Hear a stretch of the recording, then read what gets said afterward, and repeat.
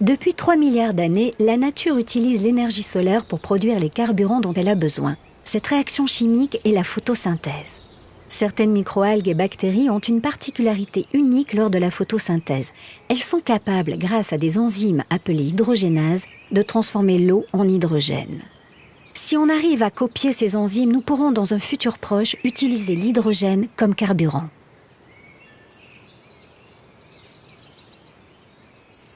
Ça fait 30-40 ans que les gens travaillent sur les hydrogénases. Moi, j'y suis venu lorsque on a commencé à avoir des informations structurales sur ces enzymes, c'est-à-dire qu'on a commencé à comprendre quels étaient ces éléments atomiques et moléculaires. Ce que j'ai fait, c'est vraiment en collaboration avec Vincent Artero, qui est un brillant chimiste, directeur de recherche au CEA à Grenoble. Nous avons inventé un catalyseur bio-inspiré qui a pris en compte certains éléments des hydrogénases, et en particulier un atome de nickel et puis d'autres éléments moléculaires, et que nous avons traduit sous la forme d'une molécule de synthèse qui s'est avérée douée de très grandes propriétés catalytiques pour la production d'hydrogène. On a choisi le nickel parce que justement une des enzymes hydrogénases utilise du nickel, et ensuite on a greffé ce petit complexe qui est pas cher et qui est assez facile à synthétiser sur des nanotubes de carbone pour faciliter les transferts d'électrons qui sont absolument essentiels dans cette réaction.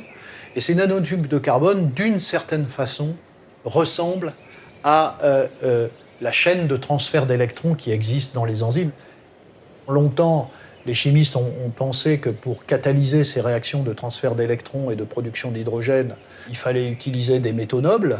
Donc là, je pense en particulier aux platines. Aujourd'hui, on sait qu'il faut inventer des procédés, des technologies à base de métaux non nobles, donc pas trop chers et stables et efficaces.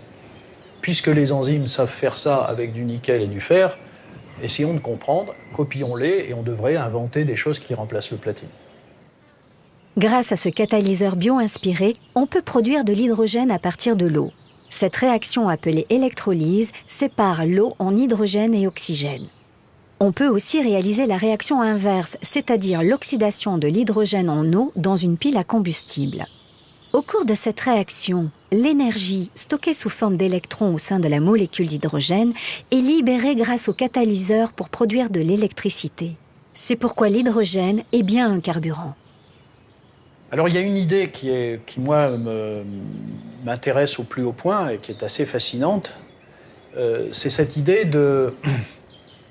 d'avoir chez soi, alors au niveau d'une maison, ou d'un quartier, ou d'un groupe de maisons, des dispositifs très simples. Un panneau photovoltaïque, un électrolyseur, une pile à combustible. Tous ces dispositifs existent, on n'a pas besoin de les inventer. Une fois qu'on a tout ça, on peut imaginer, et d'ailleurs les calculs le montrent, qu'une maison française puisse collecter de l'énergie solaire par les panneaux photovoltaïques, stocker l'électricité qui en découle en faisant de l'électrolyse et en convertissant de l'eau en hydrogène qu'on stocke dans une bonbonne dans sa cave, et quand il fait nuit ou qu'il fait nuageux, eh bien on utilise cet hydrogène dans une pile à hydrogène en réaction avec l'oxygène pour donner de l'eau et de l'électricité qui réalimente la maison, la voiture, etc.